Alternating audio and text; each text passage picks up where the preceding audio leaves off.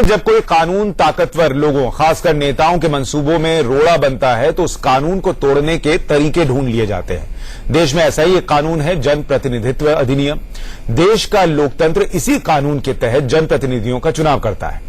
अब इस कानून में यह साफ साफ लिखा है कि कोई भी उम्मीदवार या उसका एजेंट धर्म जाति के नाम पर ना तो वोट मांग सकता है और ना ही चुनाव में ऐसा कोई हथकंडा अपना सकता है जिससे जाति धर्म के नाम पर नफरत भड़के।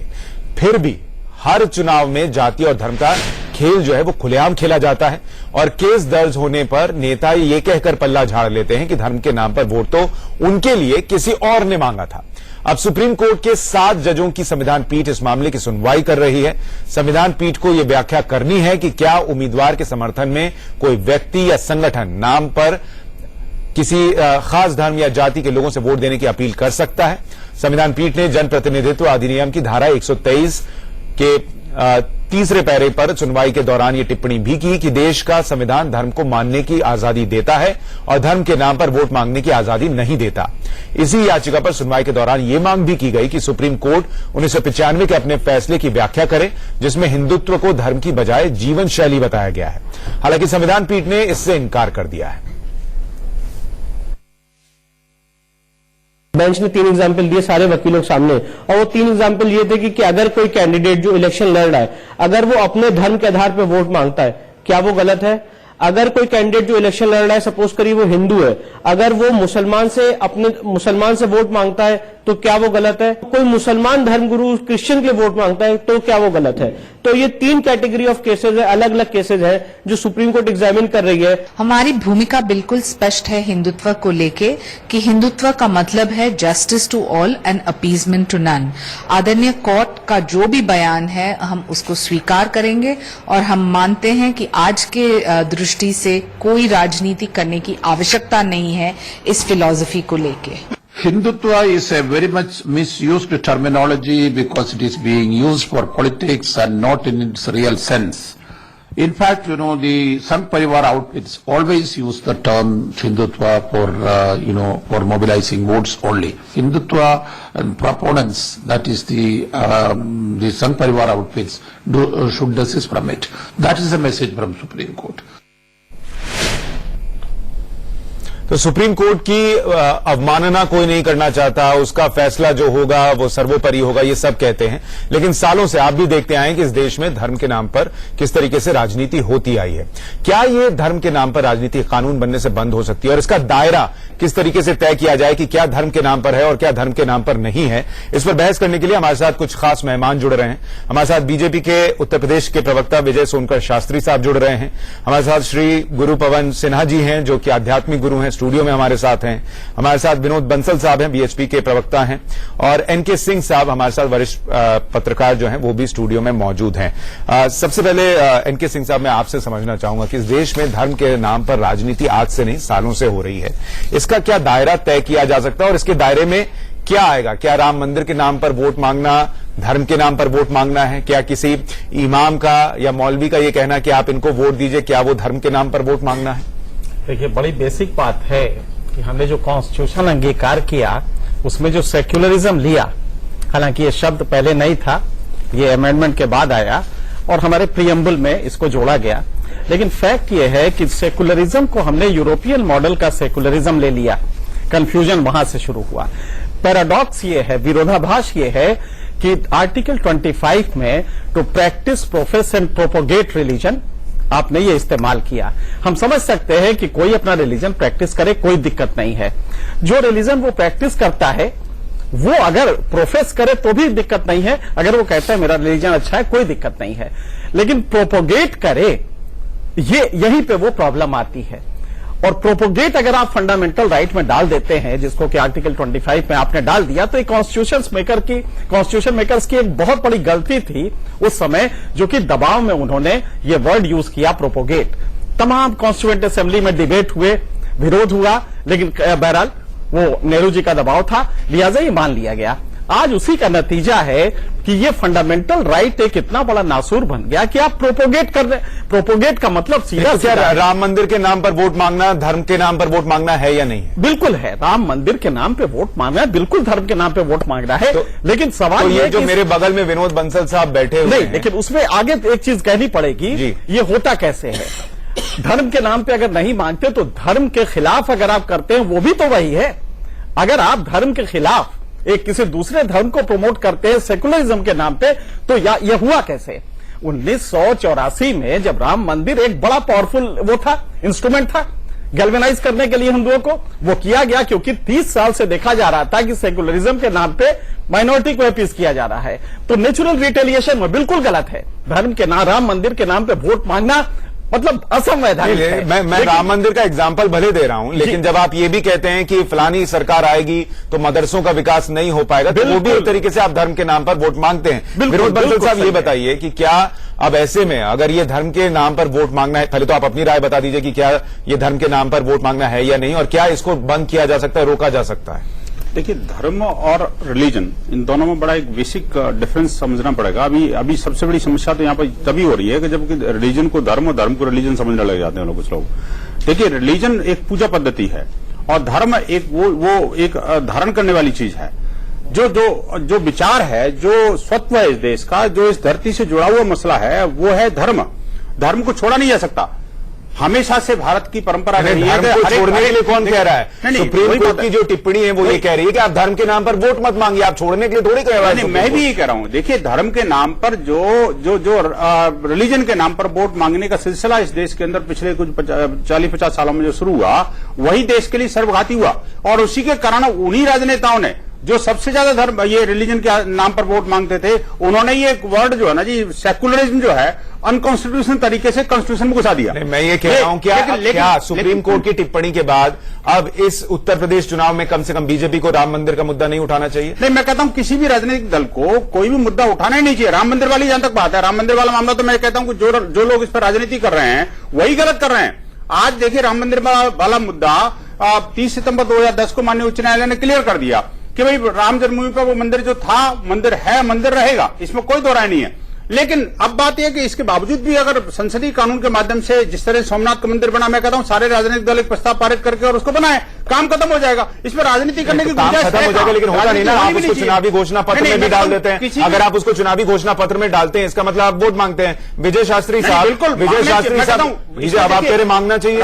मैं कहता हूं राम मंदिर के लिए प्रतिबद्धता प्रत्येक सरकार को व्यक्त करनी चाहिए। राम के लिए कैसे हो सकता है? राम की सुप्रीम कोर्ट यही तो टिप्पणी कर रहा है। अगर आप राम मंदिर की बात कर रहे हैं तो आप एक विशेष वर्ग से कह रहे हैं कि आप हमको वोट दीजिए, हम आपके लिए मंदिर बनाएंगे। ना, बिल्कुल। देखिए, राम किसी विशेष वर्ग का नहीं है, यही तो समझ। ये आप सोचते हैं ना, ये आप सोचते हैं ना? नहीं, आप नहीं सोचते, ये पूरा देश सोचता है। राम इस देश की रग रग में बसा हुआ है और राम इस देश की आदर्श हैं।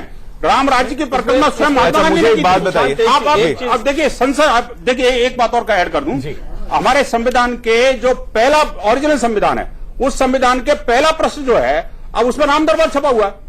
अब वो राम दरबार को बाद में कोई हटा दे तो अलग बात है। इसका क्या मतलब है? क्या वो सेकुलरिज्म था? ये आपकी सोच है ना सर, आपकी सोच से सुप्रीम कोर्ट इत्तेफाक नहीं रखता। पूरे देश की सोच होती तो पूरा देश इस वक्त वहां राम मंदिर बनवाने के लिए खड़ा होता। उत्तर प्रदेश में आपकी सरकार पहले बन गई होती, तो ये मत बोलिए कि ये पूरे देश की बात है। खिलाफ है। विजय सोनकर शास्त्री साहब, क्या आप इस बार भी सुप्रीम कोर्ट की जो टिप्पणी है उसको देखते हुए क्या आप इस बार भी राम मंदिर का मुद्दा उठाएंगे? आपके चुनावी घोषणा पत्र में होगा? और क्या ये धर्म के नाम पर वोट मांगना है या नहीं? देखिए शशांक जी, पहले तो स्पष्ट हो जाना चाहिए कि ये जो राम जन्मभूमि का मामला है, इसको धर्म से क्यों जोड़ा जा रहा है? क्या ये धर्म की बात है? क्या ये धर्म है? ये एक मंदिर है, एक और ऑलरेडी मंदिर है, उसको भव्य उसके निर्माण की बात है। इस बात को धर्म से जोड़ना ही सबसे बड़ी गलत बात हो रही है। तो राष्ट्र मंदिर है। तो सर, आपके घोषणा पत्र में कितने मस्जिदों और गुरुद्वारों और चर्चों को बनवाने का जिक्र है? जरा मुझे ये भी बताइए। नहीं, मैं आपको इतना बतलाना चाहता हूं कि अगर कोई इस तरह का विवादित चर्च हो तो उसको भी बनना चाहिए, कोई विवादित इस प्रकार की बात हो तो उसको भी बनना चाहिए। लेकिन जहां तक राम मंदिर की बात है, ये धर्म की बात नहीं है, ये एक मंदिर की बात है और वो महत्वपूर्ण मंदिर की बात है। धर्म के बारे में कम से कम हमारे देश में इतनी भ्रम की स्थिति है, ये तो नहीं होनी चाहिए थी। यही सबसे बड़ा दुर्भाग्य इस देश का है। मान लीजिए धर्म विजय का शास्त्री मतलब साहब, मैं थोड़ी देर के लिए आपकी बात धर्म। मान भी लूं कि अगर विवादित स्थल है भी और उस पर मंदिर बनना भी चाहिए, ये आपके घोषणा पत्र में क्यों होना चाहिए? कोर्ट यही तो बात कह रहा है कि आप लोगों के धार्मिक सेंटिमेंट्स का इस्तेमाल क्यों कर रहे हैं। आप उसको बनवाना है बनवाइए, नहीं बनवाना है मत बनवाइए। लोगों से ये वादा चुनाव में क्यों करते हैं? देखिए, इसको आप अगर धार्मिक सेंटिमेंट या ऐसी बातें कह रहे हैं तो ये आप कह रहे हैं। हकीकत तो ये है कि राम जन्मभूमि का जो मामला है, ये जन्मभूमि का, देश में लाखों राम मंदिर हैं, लेकिन उन राम मंदिर का जन्मभूमि के मामले से तुलना भी नहीं किया जा सकता। बहरहाल विवाद दूसरा है। हम आपके सामने ये बताना चाहते हैं कि भारत में जो धर्म की परिभाषा है उसको कम से कम स्पष्ट रूप से समझना चाहिए और मनुस्मृति के अध्याय 6 और श्लोक नंबर 92 को पढ़ लेना चाहिए। क्या है श्लोक? धृति क्षमा दम अस्ते शौचम इंद्रिय निग्रह भी विद्या सत्यम अक्रोधम दशकम धर्म लक्षणम। यही जो धर्म के 10 लक्षण वो है। क्या है? धृति का अर्थ होता है धैर्य, क्षमा का अर्थ होता है दया और करुणा। सर, आपने तो इतना धैर्य करा दिया वोटर को कि पता नहीं कब बनेगा वो मंदिर, लेकिन आप वोट जरूर मांगते हैं। पवन जी, एक बात बताइए, ये जो बातें ये लोग कह रहे हैं और धर्म की परिभाषा जो है वो गिनाने लग जा रहे हैं, आप अगर समझा सकें क्या वाकई जो धर्म की परिभाषा ये अपनी सहूलियत से चुनाव के वक्त बनाते हैं वही परिभाषा है, या और साथ में मैं ये भी जोड़ना चाहूंगा कि क्या धर्म गुरुओं को भी ये अधिकार होना चाहिए कि वो वोट की अपील करें? देखिए, यहाँ एक चीज बड़ी स्पष्ट है, हम सभी लोगों को बहुत स्पष्ट है कि लगभग 1939 से ही ये तय होने लगा था कि इस देश का जो राजनीतिक भविष्य है वह किसी एक धर्म की वकालत और दूसरे धर्म की मुखालफत पर निर्भर करेगा। और 47 के बाद से ये चीज बढ़ती चली गई और 60s में ये चीजें और बढ़ी और 75 के बाद तो ये चीजें बहुत ज्यादा बढ़ गई। तो ये शुरू से ही इस देश में हुआ है कि रिलीजन, धर्म तो सेट असाइड हो गया और ये सभी धर्मों के साथ हुआ, ये केवल हिंदू धर्म के साथ नहीं हुआ। जो धर्म के अपने सिद्धांत है वो तो बिल्कुल अलग हो गए और सारे धर्म रिलीजियस रिचुअल्स में उलझ के रह गए और उसी को एक्सप्लॉइट करके वोट मांगा गया। आरपीए यानी रिप्रेजेंटेटिव ऑफ पीपल्स एक्ट के अनुसार तो ये शुरू से ही एक तरीके से क्रिमिनल ऑफेंस है, लेकिन ये बहुत खुलकर हुआ और इसमें धर्म गुरु भी कूद पड़े जो बिल्कुल नहीं कूदना चाहिए। धर्म गुरुओं का तो सीधा सा एक कर्तव्य है, देश में शांति हो, समाज में व्यवस्था हो और ये देश किसी भी तरीके से प्रोग्रेस करे। क्या यही वजह है कि आज आप मुझे इंट्रोड्यूस करना पड़ रहा है कि पवन सिन्हा जी जो है वो आध्यात्मिक गुरु हैं, धर्म गुरु नहीं है? वो धर्म आपने हटा लिया कि भैया मेरे को इससे दूर रखिए। बहुत अच्छी बात आपने कही है, बहुत अच्छी बात कही है और कहीं ना कहीं ये चीज है, ये चीज मूल में आ गई है, अभिन्न पार्ट है। जी जी जी। तो कहीं ना कहीं ये बात आने लगी है और बहुत सारे धर्म गुरु, जरा सी कोई एक धर्म की बात होती है तो बहुत सारे लोग उसकी मुखालफत करना शुरू कर देते हैं। मैं इसलिए भी पूछ रहा हूं ना सर कि अगर मान लीजिए डेरा सच्चा सौदा ये कहता है कि फलाने पार्टी को आप सपोर्ट कीजिए, या मुफ्ती जब कह देते हैं कि आप फलाने पार्टी को सपोर्ट कीजिए, तो क्या ये आप सीधे सीधे जो लोग आपको फॉलो कर रहे हैं धर्म के नाम पर, आप उनको मैसेज नहीं दे रहे कि आपको वोट किसको देना है? जी, ये गलत है, ये नहीं होना चाहिए, ये नहीं होना चाहिए। पर इसमें एक प्रॉब्लम है जी कि मान लीजिए धर्म के नाम पे आप वोट मांगे तो गलत है, उसके बाद जब जाति के नाम पे मांगते हैं तो वो भी तो वही है। भारत आइडेंटिटी ग्रुप्स में बटा हुआ है, हजारों आइडेंटिटी है। नेता के लिए बड़ा आसान पड़ता है कि कोई पॉलिसी बताने की जरूरत नहीं, कोई मेहनत करने की जरूरत नहीं है, सिर्फ पहचान समूहों को पकड़ लो। कोई यादव पकड़ ले तो कोई दलित पकड़ ले, कोई मुस्लिम पकड़ ले, कोई हिंदू पकड़ ले और बड़ा आसान हो जाता है उसके बाद करना। तो प्रॉब्लम हमारी जो रूट में है वो ये है कि आज मान लीजिए सुप्रीम कोर्ट धर्म का कह देता है, कास्ट की भी यही प्रॉब्लम आएगी और सुप्रीम कोर्ट को प्रॉब्लम हो रही है। उन्होंने जो सवाल फ्रेम किए हैं उसमें यह भी है कि अगर कास्ट के नाम पे वोट मांगता है तब क्या कहेंगे आप? कास्ट को छोड़िए, रीजन के नाम पे मांगता है, लैंग्वेज के नाम पे मांगता है। तो मेरे ख्याल से ये प्रॉब्लम इतनी आसान नहीं जब तक आपका कलेक्टिव कॉन्शियसनेस समाज का बदलेगा नहीं। 70 साल में विकास इशू नहीं बना, राम मंदिर इशू बन गया, सेकुलरिज्म इशू बन गया। नहीं, और तो लेकिन सर इसमें देखिए दिक्कत ये भी है कि जो वोटर है वो विकास के नाम पर वोट नहीं देता है, वो देता है जाति के नाम पे, धर्म के नाम पर, यही बात तभी उसका इस्तेमाल होता है। बरगलाया जाता है। तो बरगला कौन रहा है सर? बरगलाता कौन है? मैं वही कह रहा हूँ, ये जो राजनीतिक सिस्टम है, वर्तमान राजनीतिक सिस्टम है, वो वोटर को बरगलाता है, वो विजय भ्रमित करता है, वो भ्रमित करता है। देखिए नहीं पॉलिटिशियन करते हैं, सिर्फ सारे पॉलिटिशियन नहीं करते हैं। समझिए वो ये मैं बिल्कुल अभी आपकी करूंगा सर। सबके लिए वो तो मैंने मजाक के विजय सुन इसमें एक वो देखिए नहीं पॉलिटिशियन करते हैं, सारे पॉलिटिशियन नहीं समझिए वो ये मैं बिल्कुल अभी आपकी करूंगा सर। सबके लिए वो तो मैंने मजाक के विजय सुन इसमें एक बहुत नहीं, सर इसमें एक बात और मैं जोड़ दूं सर पवन जी कि जो लोग ये सोच रहे हैं कि सिर्फ राम मंदिर के नाम पर राजनीति होती है, ऐसा नहीं है। अगर आप किसी को ये कहते हैं कि अल्पसंख्यकों का विकास सिर्फ हम ही कर सकते हैं और दूसरा कोई नहीं कर सकता, तो भी आप राजनीति धर्म के नाम पर कर रहे हैं। जी पवन जी, इसमें एक एंगल 2014 में आया था जब सोनिया गांधी जी ने बुखारी साहब के नाम से वोट की अपील की थी रायबरेली में, ये भी रिकॉर्डेड है। और दूसरी एक और इसमें बड़ा इंपॉर्टेंट एंगल है जो पिछले कुछ महीनों से सामने आ रहा है, और वो है गठजोड़। हम बात ओपनली करें, दलित मुस्लिम गठजोड़, हिंदुओं के विरुद्ध दलित मुस्लिम गठजोड़, ये सारी चीजें ये बहुत खतरनाक हैं और देश के समाज को तोड़ने की सर इतना ही नहीं है। आप देखिए इस देश में हिंदू महासभा और मुस्लिम लीग नाम की पार्टियां भी हैं। अब इनका नाम अगर आप धर्म का इस्तेमाल नहीं करना है तो फिर नाम में भी धर्म का इस्तेमाल क्यों हो, इस पर भी हम बात करेंगे। हमारे साथ अब्दुल रहमान आबिद साहब भी जुड़ गए हैं, जनरल सेक्रेटरी हैं इंडियन मुस्लिम राबिता काउंसिल के, और अबे दुबे साहब भी जुड़ गए हैं जो कि प्रवक्ता हैं कांग्रेस के। अब इन दोनों की भी प्रतिक्रिया लूंगा। पहले आबिद साहब आप बताएं कि ये जो पूरी स्थिति बन रही है, अब एक जो मुफ्ती हैं या मौलाना है या इमाम है, उनको क्यों कहना चाहिए कि आप इस पार्टी के लिए वोट दीजिए, या ये स्थिति जो है ये बंद नहीं या खत्म नहीं होनी चाहिए? देखिए साहब, मैं आपका सवाल का सीधा जवाब देने से पहले जरा सा अभी जो गुफ्तगू हो रही थी 10-15 सेकंड उस पर बात करना चाहूंगा। बुनियादी तौर पर लोकतंत्र में एक तो हम किसी को रोक नहीं सकते कि कोई आदमी अगर धर्म गुरु है या धर्म का अपने वो महंत है कि वो राजनीति नहीं कर सकता, लेकिन उसको राजनीति में आने के वक्त या आने से पहले कुछ चीजें तय करनी चाहिए कि हमारे देश का दस्तूर ये है, हमें इस दस्तूर के तहत ही राजनीति करनी है, हमें राजनीति को अपने धर्म के मातहत नहीं करना है। ठीक है, क्योंकि अगर हम धर्म के तहत ला करके उसके नीचे ला करके राजनीति को करेंगे तो हम कहीं ना कहीं जो है गलती पर चले जाएंगे और हम जो है खुद भी धोखा खाएंगे और जनता को भी धोखा देंगे, देश का नुकसान होगा। एक बात अब रह जाती है बात यह कि साहब चाहे कोई साधु संत हो या कोई इमाम और मुफ्ती हो, देखिए मुफ्ती का असल में अभी भाई कह रहे थे, आपने भी शायद कहा, आपने कहा था कि साहब सोनिया गांधी ने शाही इमाम से कहा, मैं आपकी ये जरा करेक्शन कर दूं कि शाही इमाम अब्दुल्ला बुखारी साहब, जो अहमद बुखारी साहब अभी शाही इमाम है, इनके फादर जो थे, शाही इमाम अब्दुल्ला बुखारी साहब को सियासत में लाने वाले जो सज्जन थे, चले गए, हमारे बड़े थे, वो थे हेमवती नंदन बहुगुणा जी। तो उन्होंने जो है शाही इमाम साहब को सबसे पहले अपने लिए अपील करने के लिए या यूं कह लीजिए सपोर्ट के लिए खड़ा किया। अब एक आदमी अगर कोई धर्म में है, धर्म का काम कर रहा है, हमेशा से राजनीति वो बोलते हैं, कोई इलेक्शन बता दीजिए जिसमें जामा मस्जिद के ऐलान में इमाम ने कोई घोषणा नहीं की। बंसल जी मुझे कहने दीजिए, मैं जो फिर अगर कोई बात कमी रह जाए तो आप बोलिएगा। शाही इमाम को जब वो लेके आए थे तो वो टाइम वो था कि 77 की जो इमरजेंसी थी उससे निकले थे और उस वक्त जो है कांग्रेस के और इंदिरा जी के खिलाफ एक माहौल मुल्क का बना हुआ था।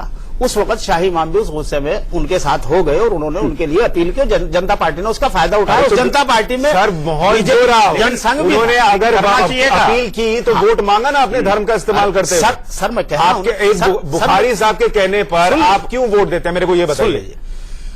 अब अगर वो ये कहते हैं कि मैं अगर आप जवाब दे रहा हूं, क्या आप बुखारी साहब के कहने पर अगर वोट देते हैं तो क्या किसी हिंदू पंडित के कहने पर भी वोट देंगे? बुखारी साहब को या पंडित को या किसी शंकराचार्य को एक हिंदुस्तानी नागरिक होने के नाते जनता से या अपने लोगों से वोट देने की अपील करने का पूरा अधिकार है, लेकिन उसको वो धर्म की अपील नहीं कर सकते। क्या मतलब है कि साहब ये धर्म की तरफ से कर रहे हो ना भी कर रहे हो। देखिए बंसल जी सुन लीजिए, असल में मसला क्या है कि आप लोग जानते हैं नहीं और उसको फतवा कह देते हैं। अपने लोग शाही इमाम अगर किसी से ये कहते हैं, अपने लोग कैसे डिफाइन होंगे? मैं बता रहा हूं, अपने लोग वो हैं जो आपका धर्म फॉलो करते हैं। अपने लोग का मतलब ये कि नहीं, सारे धर्म वाले भी एक आदमी को फॉलो नहीं करते। हाँ, तो फिर बल्कि उनका अपना एक हल्का होता है। तो आप ये कहिए इस मुद्दे पर वोट दीजिए, आप इस पार्टी के बढ़िया बात वही है जो आप कह रहे हैं। मैं इत्तेफाक करता हूँ इस चीज से कि हमारे देश में बढ़िया बात वो कह रही है, आप बढ़िया बात तो बता रहे हैं। सर सुन तो लीजिए ना पूरी बात। देखिए शाही इमाम को या शाही महंत इमाम के पास अवैधनाथ को, कितने तो जो है ना क्रिमिनल केसेस चल रहे हैं उनको उनके भी खिलाफ। अपने और कितने सारे एक राजनेता उनके हिंदुस्तानी इस्तेमाल करते नागरिक हैं। होने के नाते हमेशा पैसा वोट आता है, देने मोटा की पैसा खाते अपील हैं और करना उसको या मिल जाते किसी हैं पार्टी दुनिया में शामिल होकर के ये- उसकी राजनीति करने का पूरा अधिकार है, उसको आप रोक नहीं सकते। लेकिन ये क्या वो है? राजनीति जो है देश के दस्तूर के ताबे होनी चाहिए, भारत के आईन के तहत होनी चाहिए। अरे आइन के तहत ही तो नहीं होती, आइन के तहत होती फिर बात ही क्या थी? आइन में ऐसा है ही नहीं कहीं भी। अरे सर जी- आइन के तहत ही तो नहीं होती। ये देश के बात आप सही कह रहे हैं, लेकिन मसला ये कि हम झूठ बोलते हैं। नहीं, मुझे हमारे जहन में कुछ होता है, जबान पे कुछ होता है और हमारे अमल में कुछ और होता है। वही मैं कह रहा हूँ, वही बात मैं कह रहा हूँ। हमारे यहाँ तो तीन चीजें अलग अलग है ना, हम सोचते कुछ और हैं, बोलते कुछ और है, करते कुछ और है। मैं ब्रेक पर जाऊं उससे पहले एक रिएक्शन में अभय दुबे जी का ले लेता हूं। अभय दुबे जी, इस पूरे देश में जो राजनीति हुई, दो बड़ी पार्टियां, बीजेपी अगर राम मंदिर के नाम पर राजनीति करती है तो कांग्रेस पार्टी भी लगातार ये कहकर कि अल्पसंख्यक जो है वो हमारे साथ ही सुरक्षित हैं, उनका विकास सिर्फ हम ही कर सकते हैं, ये भी धर्म के नाम पर ही वोट मांगना है, उससे अलग नहीं देखा जा सकता। क्या आप भी वही नहीं कर रहे जो बीजेपी करती है? नहीं, देखिए सुशांत जी, एक बात स्पष्ट रूप से रेखांकित कर देना चाहता हूं। इतिहास साक्षी है कि भारतीय जनता पार्टी, विश्व हिंदू परिषद, राष्ट्रीय स्वयंसेवक संघ ने इस देश में धार्मिक उन्माद फैला करके अपने राजनीतिक हितों की प्राप्ति के लिए एक प्रयास शुरू से किया है। आपने मेरा सवाल आपसे था सर, मैं थोड़ा सा प्रकाश डालना चाहता हूं। नहीं, और एक हमारे साथी मित्र अभी कह रहे थे, तो ये समझ लीजिए कि 2004 में अटल बिहारी वाजपेयी जी के लिए भी, अरे सुनने का साहस तो रखिए, धैर्यपूर्वक सुन लीजिए। राम के प्रति आपकी आसक्ति सिर्फ सत्ता पाने तक के लिए है। 1853 के निर्मोही अखाड़े ने राम मंदिर का वही आप आकर के अंतिम समय बोल रहे हो। राम मंदिर का आंदोलन निर्मोही अखाड़े ने 1853 में चालू किया। अच्छा, अभय दुबे जी एक बात बताइए, अभय दुबे जी, बीएचपी ने क्या किया, बीजेपी ने क्या किया, वो मैं पूछ लूंगा। आप सिर्फ अपनी पार्टी का बताइए कि जब सोनिया गांधी बुखारी जी से कहती हैं कि आप हमारे लिए समर्थन की अपील करें, या बुखारी जी खुद कह देते हैं सोनिया गांधी से या कांग्रेस पार्टी से कि मैं अपील करूंगा, तो आप मना क्यों नहीं करते? हमको नहीं चाहिए, आप नहीं बोलिए। दुष्प्रचार नहीं कीजिए। 2014 में रायबरेली में, 2004 में अटल बिहारी वाजपेयी के लिए भी 2014 बुखारी जी ने फतवा अच्छा, मैं एक छोटा सा ब्रेक ले रहा हूं और इस पर मैं जल्द लौटूंगा और आपकी प्रतिक्रिया भी लूंगा। और सवाल ये भी कि क्या कोई कानून जो है,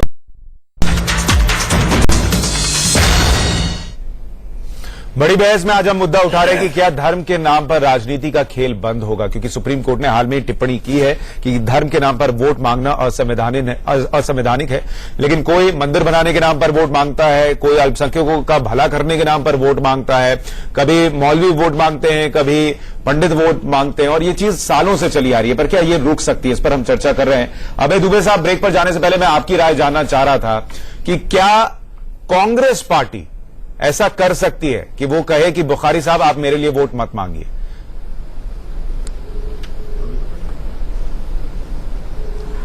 सुशांत, एक बात हमको समझनी पड़ेगी। पीपल्स रिप्रेजेंटेशन एक्ट 1951 का सेक्शन 123(3)(a) ये कहता है कि धार्मिक भावनाओं को आहत करके, हेट्रेड फैला करके आप वोट नहीं मांग सकते।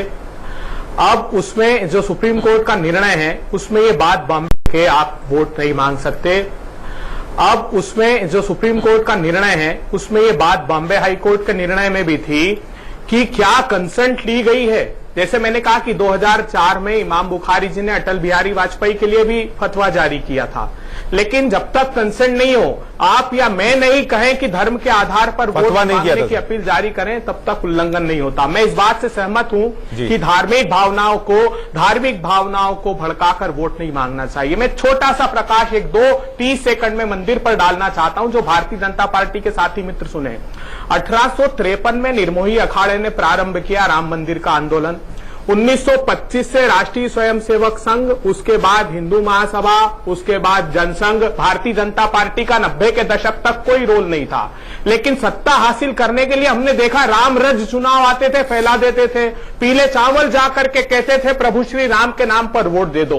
जब सत्ता हासिल कर ली तो सुशांत, जानकर आपको आश्चर्य होगा, भारतीय जनता पार्टी के प्रवक्ता ये कहते हैं Bharatiya Janata Party is not a temple construction company, we are not in a business of temple construction, ये कहते हैं वो लोग। तो इसलिए सर ये बात सर मुझे एक बात बताइए, इस पे मैं इनका रिएक्शन लूंगा, लेकिन एक छोटा सा सवाल आपसे पूछ लूं सर कि इस देश में सबसे ज्यादा सरकार अगर इतने सालों में रही तो कांग्रेस पार्टी की रही। आप सालों से ये कहते रहे कि मुस्लिमों के साथ अगर कोई खड़ी है तो वो कांग्रेस पार्टी खड़ी है, और जो रिपोर्ट है सच्चर कमेटी की वो ये बताती है कि इस देश में कितनी बुरी हालत मुसलमानों की है। तो आपने क्या उसके साथ किया?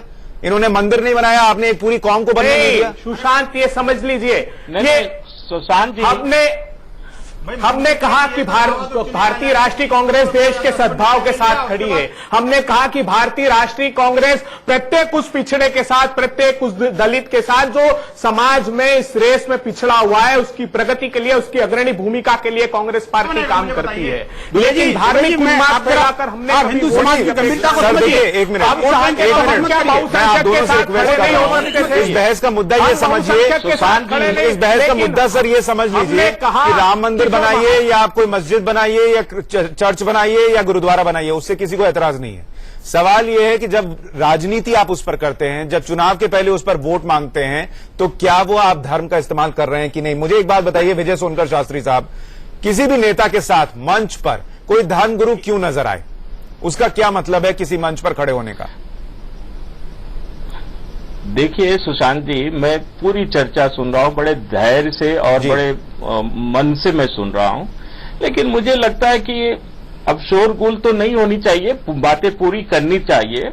अब जहां तक प्रश्न आपने राम मंदिर के संदर्भ में किया है, भारतीय जनता पार्टी ने हमेशा इस बात के लिए कहा है कि मंदिर बनाना, मंदिर तो ऑलरेडी वहां है, भव्य राम मंदिर बनाना यह एक विषय है, ये धर्म का विषय नहीं है। मैं अभी भी कह रहा हूं ये धर्म में ये सब विषय ही नहीं है। नहीं, मेरा सवाल ये था सर, बहुत महत्वपूर्ण, मैं समझ गया कि राम मंदिर का मुद्दा तो खत्म नहीं होगा चुनाव से, लेकिन मुझे ये बताइए, मैं ये पूछ रहा था, नहीं मान लीजिए आपकी समझदारी पर मुझे तरस आ रहा है, साहब बैठे, आप मेरी बात पूरी होने दीजिए। आपके साथ या किसी और नेता के साथ मंच पर क्यों दिखे? नहीं, ये बात गलत है। आप मेरी बात पूरी होने दीजिए, मुझे बुलाया गया है, मेरी बात पूरी होने दीजिए। देखिए, धर्म की बात जहां तक है, पहले तो उसी पर चर्चा हो जाए कि धर्म है क्या, फिर उसे राजनीति में इस्तेमाल होना चाहिए या नहीं होनी चाहिए। लेकिन शोरगुल करने, चिल्लाने से सच्चाई नहीं दबती है। धर्म के बारे में मैं बता रहा था कि धर्म का अर्थ क्या है। धर्म का 10 तत्व होते हैं, वो तत्व समझ लीजिए। धृति का अर्थ होता है धैर्य, क्षमा का अर्थ होता है दया और करुणा, अस्तेय का अर्थ होता है चोरी न करना, शौचम का अर्थ होता है स्वच्छता और पवित्रता, इंद्रिय निग्रह का अर्थ होता है आत्मनियंत्रण, धी का अर्थ होता है आध्यात्मिक ज्ञान, विद्या का अर्थ होता है भौतिक ज्ञान, सत्यम अक्रोधम, सत्य और अहिंसा। ये 10 तत्व हैं, यही धर्म के तत्व हैं, यही धर्म के कंटेंट हैं। अगर ये मानव के मुझे ये बताइए, जब मुजफ्फरनगर में दंगे होते हैं और आपके जो एमएलए हैं वहां चले जाते हैं, क्या वो धैर्य दिखाते हैं? क्या वो लोगों को अहिंसा सिखाते हैं? हिंसा होता है, वो हिंसा होता है, उसको धर्म में कोई जगह नहीं है। और उस नेता को आपकी पार्टी में जगह है, धर्म में जगह नहीं है, उस नेता को आपकी पार्टी में जगह है। और वो हिंदुस्तान के नहीं बल्कि दुनिया के बड़े नेता बने थे।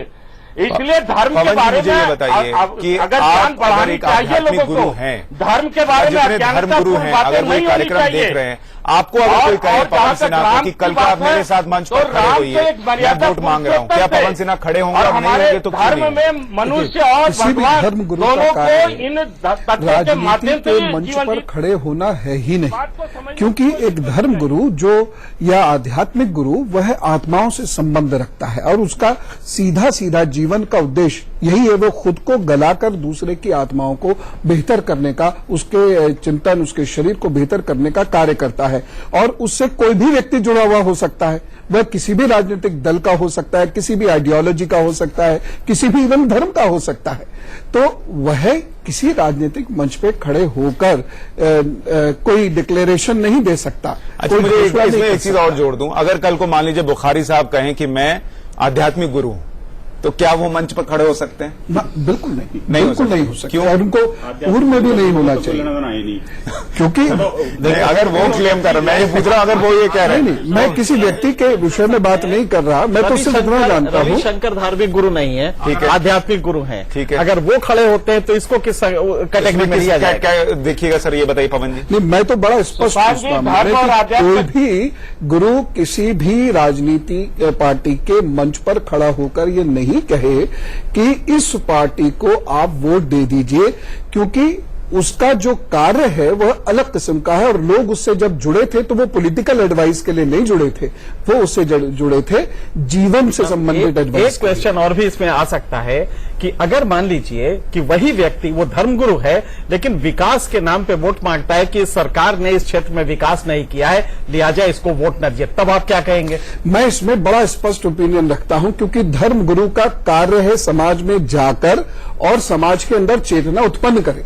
वह कुछ धर्मगुरु ने नदियों पर काम किया, कुछ धर्मगुरु ने वृक्षों पर काम किया, कुछ धर्मगुरु ने दलित चेतना पर काम किया, कुछ धर्मगुरुओं ने कुछ रोगियों पर कार्य किया।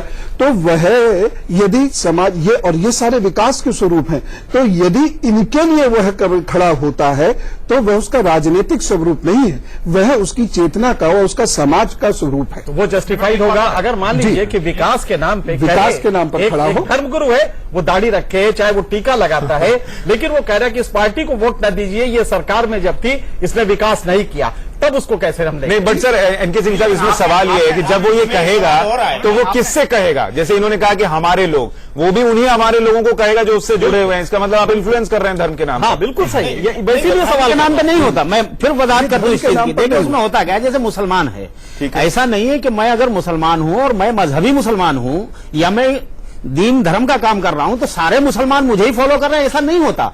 बल्कि जो आप अध्यात्म की गुरु जो आप कह रहे हैं, एक रूहानी गुरु मैं उसे कह सकता हूं, रूहानी गुरु जो आप कहते हैं, हमारे यहाँ उसको पीर और शेख और फकीर बोलते हैं। तो वो लोग जो होते हैं, अगर उनसे 10,000, 50,000, 1 लाख लोग जुड़े हुए हैं, वो लोग इस तरह के लोग कोई सियासत में न है और न आते हैं। अच्छा, मुझे ये बताइए, मान लीजिए उनके एरिया में, मैं आपके जोड़ दे रहा हूं सवाल कि अगर मान लीजिए उस एरिया में 2 कैंडिडेट हैं, एक हिंदू एक मुसलमान, एक किसी इमाम ने कहा कि आप फलाने को वोट दीजिए, 500 लोगों ने ही सुना, और जो हार और जीत का अंतर था वो 500 या 400 या 200 का था। अच्छा सवाल सुशांत जी आपने किया, बहुत बेहतरीन सवाल है।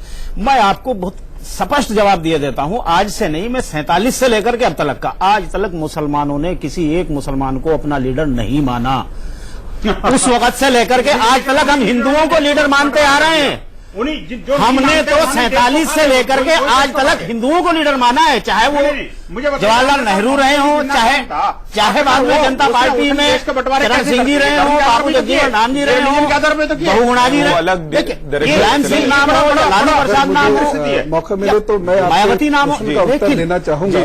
मुसलमानों ने लीडर जो है वो हिंदुओं को माना है। मान लीजिए मैं सामाजिक समता पर काम करता हूं और मुझे ये काम कर रहा है कि गांव में जो बच्चे हैं या जो गरीब या शोषित वर्ग के बच्चे हैं उन्हें अच्छी शिक्षा मुहैया होनी चाहिए।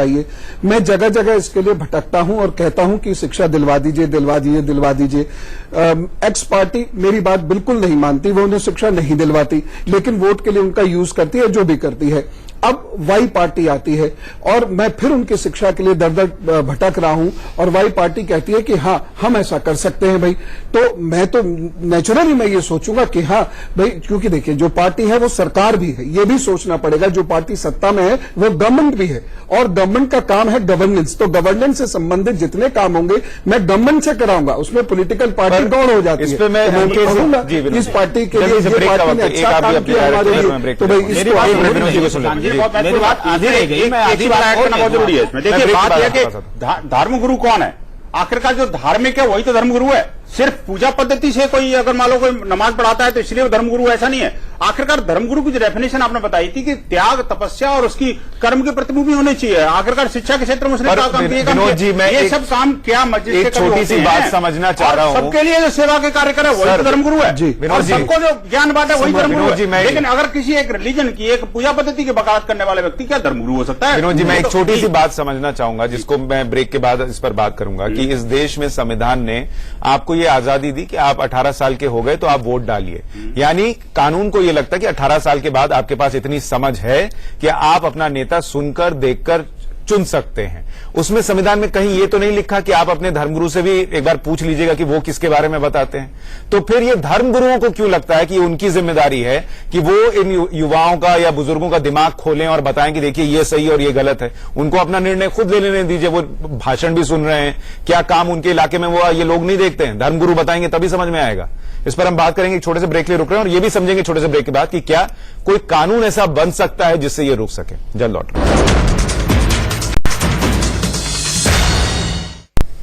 बड़ी बहस में हम चर्चा जारी रख रहे हैं और मेरा आखिरी सवाल आज ये है कि राजनीति से धर्म और जाति को क्या किसी कानून के जरिए खत्म किया जा सकता है या हटाया जा सकता है?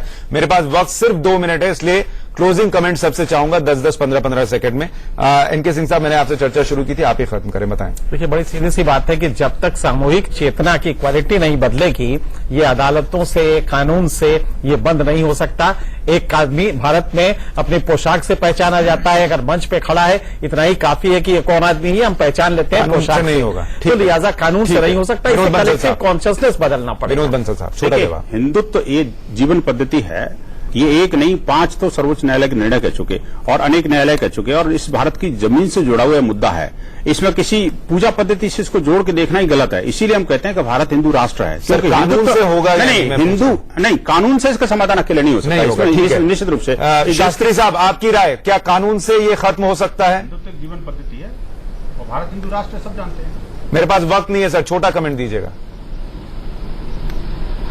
देखिए सुशांत जी, धर्म और अधर्म 2 बातें होती हैं। अगर राजनीति से धर्म निकाल दिया जाएगा तो क्या बचेगा वहां? अधर्म? क्या देश की राजनीति अधर्म पर चलाना चाहता है? मतलब मुझे आपका जवाब मिल गया। ठीक है, अभय दुबे साहब, जल्दी से आपकी प्रतिक्रिया। कानून से होगा? देखिए, ये कानून में सेक्शन 3A में पूरा प्रोविजन है, कास्ट के बेस पर, रिलीजन के बेसिस पर, रेस के बेसिस पर सारा है। इंप्लीमेंटेशन की आवश्यकता है। दुर्भाग्य यह है कि विश्व हिंदू परिषद, भारतीय जनता पार्टी जो धार्मिक उन्माद चलाती वो हिंदू धर्म को नहीं मानती। अच्छा, ठीक ये है। गांधी जी ने पूरी पुस्तक अब मेरे पास वक्त नहीं है सर। सेकुलर वर्ड घुसा दिया, इमरजेंसी लगा दी पवन जी, तरीके से। मेरा तो मानना इसमें यह है, ठीक है, कि धर्म को राजनीति से या जिंदगी के किसी भी कॉर्नर से अलग किया नहीं जा सकता, लेकिन रिलीजन और खासतौर से दूसरे रिलीजन पे जो कमेंट करना है या दूसरे रिलीजन को जो कमजोर कहना है या खराब कहने की आदत है, इस पर जरूर आबिद साहब, क्या कानून से होगा? जल्दी से जी देखिए, मैं पहले मेरी एक बात अधूरी रहेगी सर। अधूरी वाली बात का वक्त नहीं है सर, इसमें बता दीजिए। मैं अर्ज कर रहा हूं कि सर नहीं है, अच्छा और बुरा तो तलाश करना पड़ेगा। मुसलमानों ने हमेशा हिंदुओं में से अच्छे को ढूंढने की कोशिश की है, एक बात, ये मेरा पहले जवाब में पूरा हो गया। अब कानून से कोई काम यहां पर नहीं हो सकता, अपने आप को ईमानदार बनाना पड़ेगा। पहले ईमानदार बनिए, उसके बाद जो है मुझे लगता है आदमी हो, आप धार्मिक रहें। वोटर को ये समझना होगा कि आखिरकार नुकसान सिर्फ और सिर्फ वोटर का होता है, क्योंकि धर्मगुरु जो है वो अपना काम करके चले गए, नेता जो है वो फिर शायद 5 साल ना दिखे, लेकिन आपके क्षेत्र का विकास नहीं होता है तो सबसे ज्यादा नुकसान आपको होता है। इसलिए कानून हो न हो, आप खुद तय कीजिए कि वोट किसको देना है। धर्म के नाम पर देना है, नहीं देना है, जाति के नाम पर देना है, नहीं देना है। बड़ी बहस में आज इतना ही। सभी का शुक्रिया, नमस्कार।